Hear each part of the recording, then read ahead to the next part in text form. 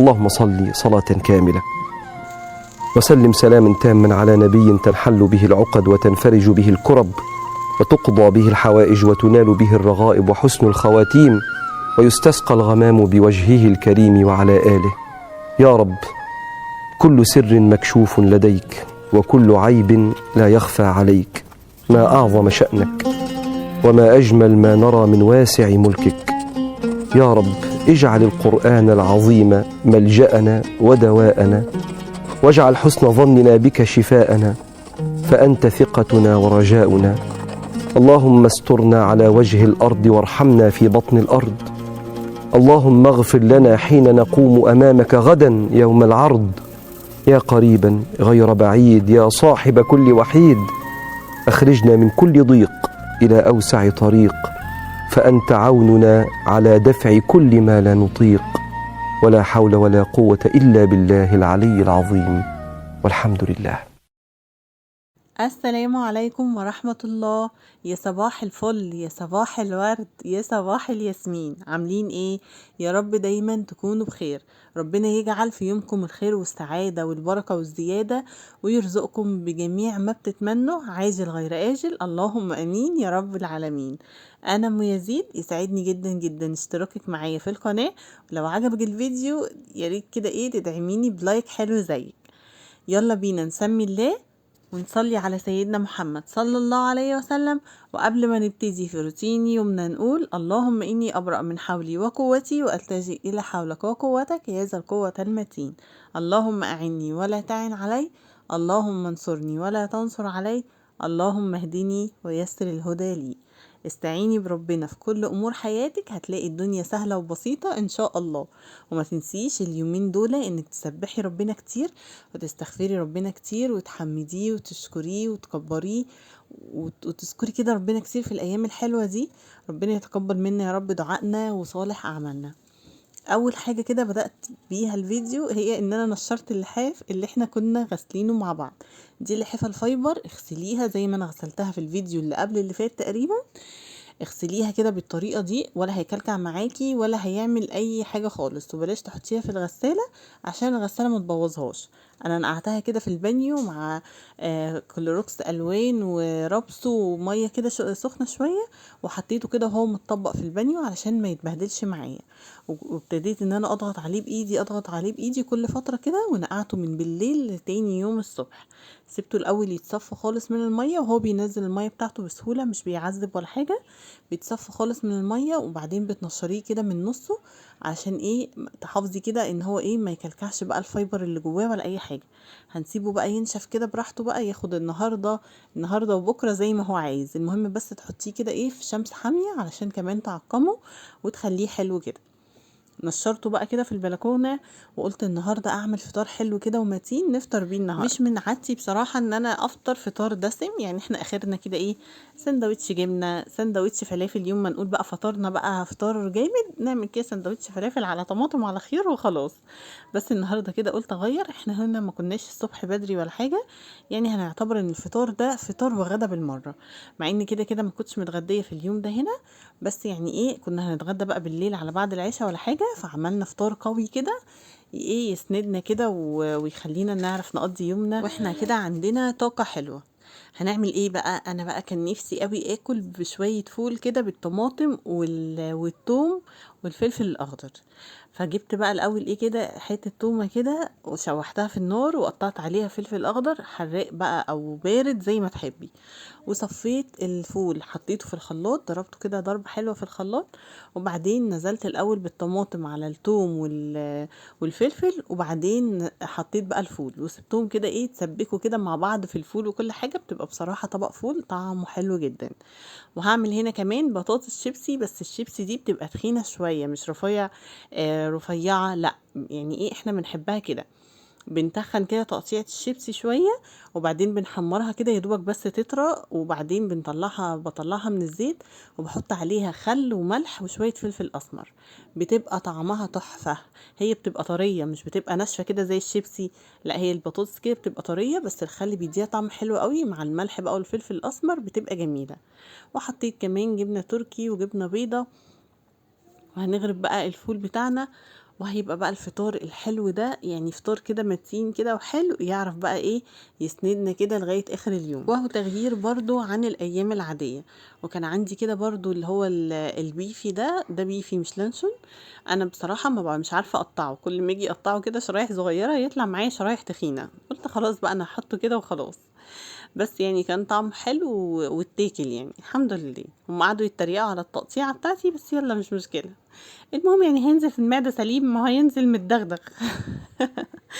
وحطيت كمان بقى الفول، وده كان الفطار بتاعنا النهارده. قعدنا بقى مع العيش البلدي السخن بقى الحلو ده، وقعدنا فطرنا فطار حلو كده، وبعدين هنعمل بقى ايه الشاي بلبن. انا بصراحه مش من هوايه الشاي بلبن قد كده، انا بحب قوي اول حاجه اشربها الصبح الشاي بس. فانا هعمل لنفسي شاي، وهعمل لزوجي شاي بلبن، وهعمل لاولادي لبن ساده من غير حاجه، ولا بحط فيه سكر ولا بحط فيه حاجه. يعني ممكن احط لهم فيه عسل، بس انا مش حابه ان هم يتعودوا على طعم السكريات، او ان هم مثلا يشربوا الحاجه لازم فيها سكر، عشان مثلا لو ما عندكيش يوم عسل فهم ممكن مش هيشربوه. فلا يعني انا ايه بحب بصراحه ان انا اديهم الحاجه كده اللبن اعودهم عليه ان هم يشربوه ساده من غير اي حاجه. خلاص بقى الحمد لله يا رب فطرنا وكله تمام، نخش بقى على المعجنه اللي احنا فيها دي. انا مش عارفه في ايه يعني بجد، المطبخ احنا لسه عاملينه مع بعض لسه يعني، كان الفيديو اللي فات على طول المطبخ اتقلب كده من حواليا زي ما انتم شايفين مرة واحدة. ودي كانت حاجات تلاجة كده كانت لسه في الاطباق بتاعتها، كانت محتاجة ان هي ايه تتحط في علب التلاجة بتاعتها. عايزه اقول لكم على العلب دي بجد حلوه جدا، هي علب صغيره كده بس بتحطي فيها بقى الجبن الحلاوه اللانشون اي بقى حاجه عندك، بترصيها كده فيها. بصراحه حلوه قوي قوي، ما بتاخدش كده مساحه كبيره في التلاجة لان هي صغيره، ممكن تحطيهم فوق بعض، وكمان بتدي شكل حلو كده، واحسن بكتير من ان انت تحطي حاجتك في اللي هي ايه الاطباق اللي بتيجي فيها الحاجه من عند اللبان. العلب دي لو شفتيها على طول اشتريها، لان بجد هتنفعك جدا جدا خصوصا في حاجات التلاجة. ممكن كمان تحطي فيها مخلل، ممكن تحطي فيها مثلا صلصة فايضة منك، اكل كده شوية اكل بصوت فايضين منك، بدل ما تحطي الحلة في التلاجة ولا تحطي الطبق، لا بتفضيها كده في العلبة دي وبتغطيها. حلوة قوي قوي يا بنات، ما بتاخدش مساحة وشكلها شيك كده وحلوة. لو شفتيها انا كنت جايباها من بتاع اللي هو ايه بيبيع ادوات منزلية، بشوفها كده عنده، هي بتتباع التلاتة مع بعض، تقريبا التلاتة كانوا حاجة و40 او حاجة كده يعني. بس بصراحة هم حلوين قوي وبينظموا التلاجة وبيكونوا فيها شكلها حلو جدا. انا هي مثلا بتيجي تلات غطيان مختلفة، يعني مثلا واحد اخضر واحد ازرق واحد احمر. فانا خلاص يعني اخدت كده من نفسي ان اللي غطاها ازرق دي فيها الجبنة البيضاء، اللي غطاها اخضر فيها الحلاوة، اللي غطاها احمر فيها اللانشون، اللي غطاها ازرق تاني فيها الجبنة التركي كده يعني فاهميني. فهي بصراحة حلوة قوي، خصوصا بقى لو انتي مثلا ابنك بيروح يفتح التلاجة وتقول له مثلا أنا عايزة العلبة الكذا، قولي له مثلا عايزة العلبة اللي غطاها ازرق، هيقوم جايبها لك على طول. فهي حلوة قوي بصراحة وموفرة كده، وشكلها بيبقى شكلها حلو قوي في التلاجة. ندخل بقى على كمية المواعين والبوتاجاز اللي اتبهدل، والحاجة اللي اتعملت كده مرة واحدة كده حواليا. نسمي الله ونصلي على سيدنا محمد صلى الله عليه وسلم، واحنا واقفين بقى كده نشغل الراديو جنبنا.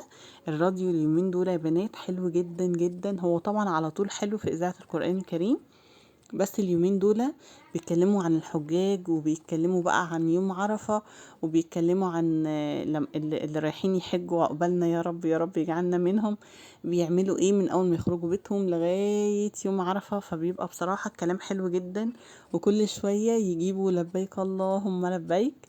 حلو قوي قوي الحاجات دي بجد. فايه فحاولي بقى على قد ما تقدري كده تشغلي الراديو كده جنبك. لو ما عندكيش راديو ممكن على الموبايل بتاعك، الموبايل فيه موبايلات بتشتغل الراديو بتاعها بسماعة، هتحطي السماعة في ودنك، وممكن تفتحي السبيكر برضه هيبقى جنبك، هيعمل لك كده صوت حلو، هتستفيدي جدا جدا. إذاعة القرآن الكريم بتقول حاجات حلوة قوي، وبتقول أحاديث، وبتقول حاجات انتي ممكن ما تعرفيهاش، وكمان بتجيب أسئلة وأجوبة. الأسئلة دي هتلاقيها في حياتك، هتلاقيكي نفسك تعرفي إجابتها، هتلاقيها في إذاعة القرآن الكريم. كل ما انتي بتسمعيها كل ما ايه ما هتدخل كده معلومات في الدين في دماغك انتي ما كنتيش عارفاها او تايهة عنك. فبصراحة اذاعة القرآن الكريم اليومين دول وكل يوم حلوة جدا. لو تقدري كده تجيبي راديو صغير تحطيه معاكي في المطبخ هيسليكي، هتسمعي فيه قرآن، هتسمعي فيه تواشيح، هتسمعي فيه حاجات حلوة قوي بصراحة يعني. وخصوصا بقى اليومين دول لما بيقولوا لبيك اللهم لبيك، الواحد بيحس كده بروحانيات جميلة جدا. حاولي على قد ما تقدري اليومين دول تسبحي ربنا كتير قوي، وتستغفري ربنا كتير، وتقولي سبحان الله والحمد لله ولا اله الا الله والله اكبر كتير جدا اليومين دول. وحاولي تتجنبي اي حاجة تعمل لك سيئات او حاجة، لان زي ما الحسنات اليومين دول مضاعفة زي ما السيئات كمان مضاعفة، فاحنا بقى نستغل ان الحسنات مضاعفة ونعمل بقى حسنات كتير. لو تقدري بقى على قد ما تقدري كده تتصدقي، لو تقدري تعملي اطعام في ال10 ايام بتوع ذو الحجة، حاولي تعملي حتى لو حاجة بسيطة جدا، حتى لو هتدفعي فلوس.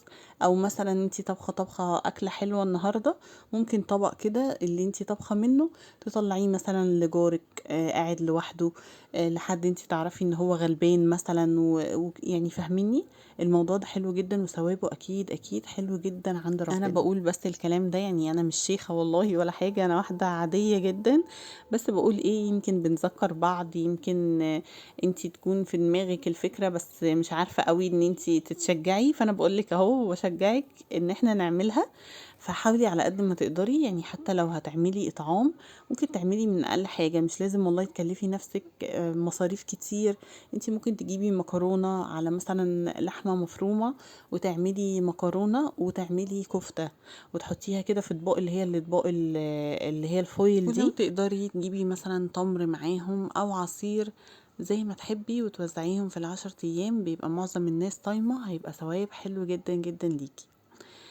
بس بقى انا بقى خلصت هنا خلاص المطبخ كان طبعا مكركب جدا، وكان فيه مواعين كتير قوي، بس الحمد لله كان بس الزيوت هي اللي مبهدله البوتاجاز شويه، فجبت بقى البخاخه اللي احنا عملناها مع بعض، اللي هي خل وميه وشويه صابون صغيرين بيرجعوا البوتاجاز زي الفل، وهو مش متسخ يعني ولا حاجه، هي بس الزيوت كده، فبديله مسحه كده، وهكنس كمان الارض كده كنسه حلوه.